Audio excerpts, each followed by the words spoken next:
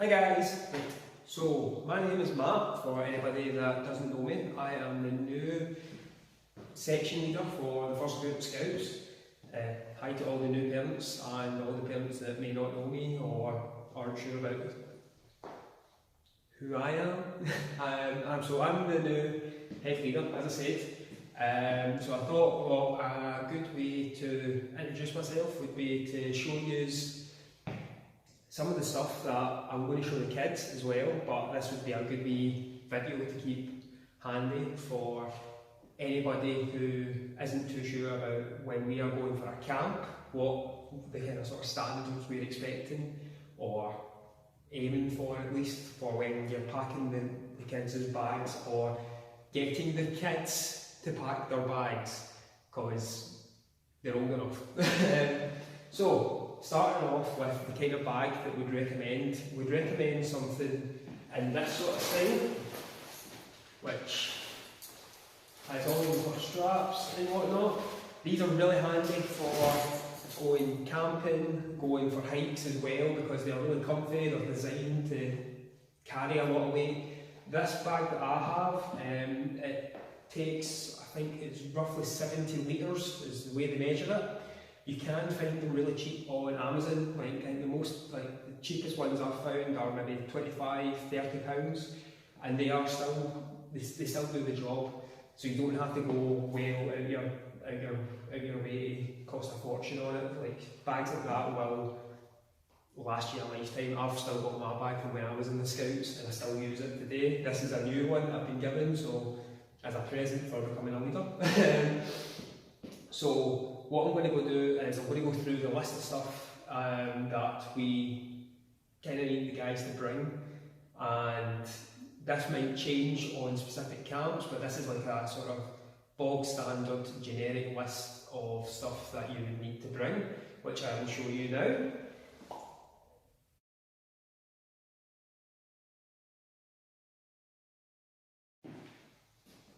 So starting off with the first thing that I recommend putting in your bag, because you always, at the very bottom of your bag, you always want to start with either your sleeping bag or the stuff that you're going to use for sleeping. I have a cracking wee Dazzlers sleeping bag that has been with me for God knows how long. It's a very light one.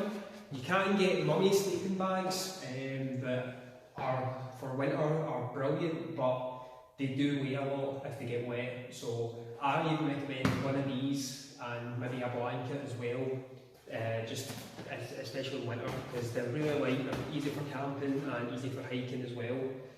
So you make sure that goes straight in first. So this will give you your base in the bottom of your bag. And then you just start layering everything else on top. So in there. I should step back a bit so you can see what I'm doing. This is my roll mat. So you can get these in B&M for really cheap. They're made of foam, the ones in B&M, so they will do maybe a couple of camps. They're not exactly the most comfortable, but they will work for like a one-off camp or hike. You're always best to try and get your roll mat to hang on the outside of your bag, that way it's not taking up space inside. If you can strap it on, ideal. If not, just find a way of strapping it on. What else would you need? So, next up on the list of stuff that you're going to put in your bag. So you've started off with your sleeping bag, and you've got your roll mat on the outside. So next, what I recommend is the list of clothes that I showed before, that I will show again.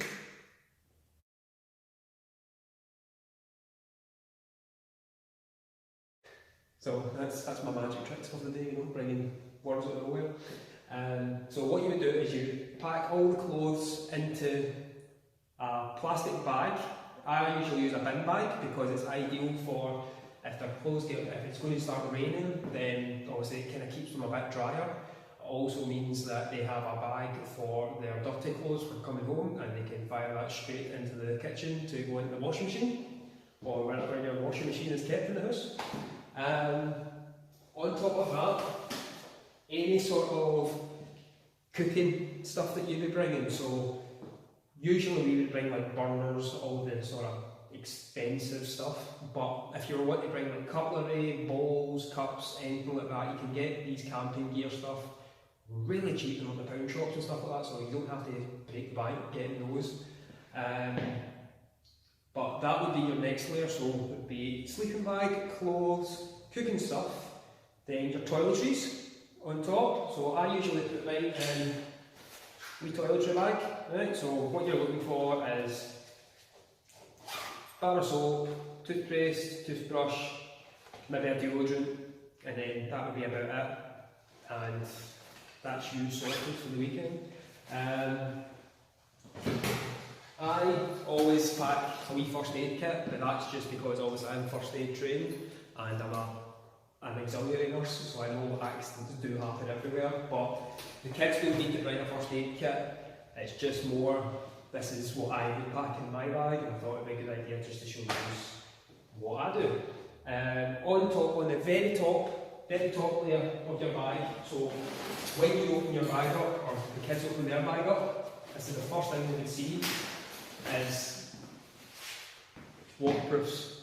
So if we're out on a hike and it starts off like a nice sunny day and then classic Scotland hits us, you want to make sure that you can get to your waterproofs really quickly rather than having to pull everything out and get everything else soaking. So that would be at the very top of your bag, if not wearing them on your way in.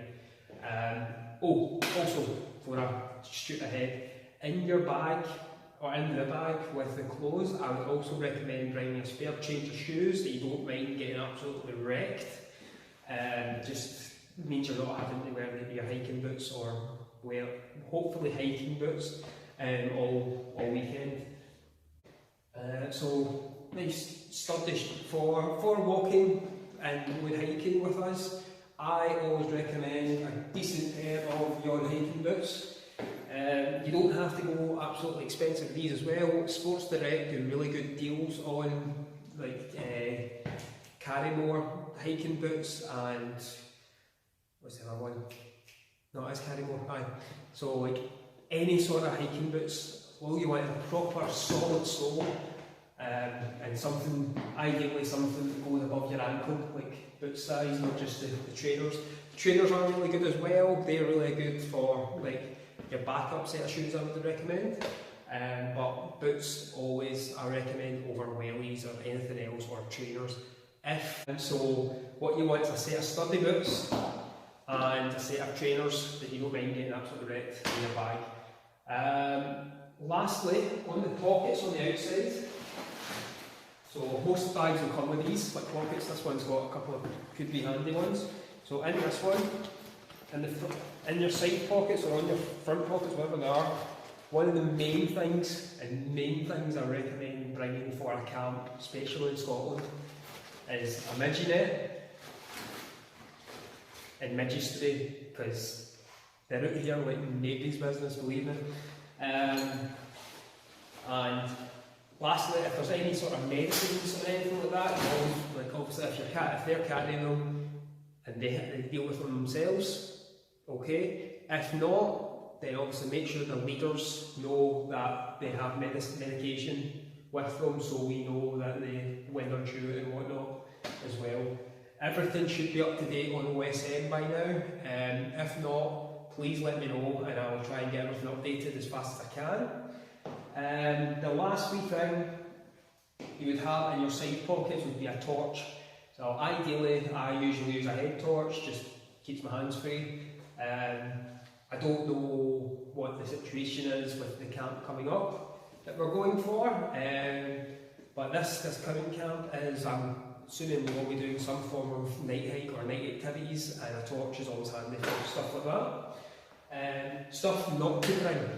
Right, so if we need to get in contact with you, the leaders will all have mobiles. I recommend trying not, I know it's hard, I'm a dad myself, and trying to pull my kid away from my phone is a mission in itself, but I recommend try not sending them with their phone, because if anything happens to their phone, we can't take responsibility for that. what you want to make sure they're not bringing like games consoles like Nintendo Switches. They're not bringing anything like iPads, anything like that, because the good chance they will get absolutely soaking.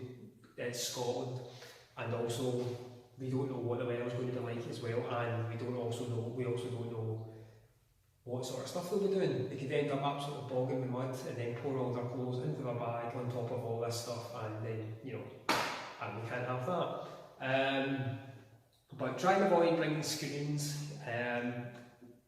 They can bring like a book or something as a toy, as a comforter. I would recommend a frisbee, because who doesn't love a frisbee? And they can also bring snacks as well. So your snacks would go just underneath your waterproofs, so at the top of the bag, and that's why you would also have everything else bagged up below that. So if they were to bring any cans or anything and it burst, and then everything wasn't getting absolutely soaking as well. I think that is about it. For anybody that needs to be carrying medicine with them 24/7, I myself am peanut allergy and I am type 1 diabetic, so I always have a spare rucksack with me that will have just all my essentials and any sort of supplies I need for if I'm having low blood sugar or anything. I recommend this to anybody that's just wanting to make sure but just a light bag that you can stuff inside your bigger bag would be handy. I'm not expecting everybody to have a full 60-70 litre bag on this first camp. It's just something, a wee bit of advice for in the future to maybe invest in if they're going to be doing a lot more hikes and camps with us, which we have a lot planned for.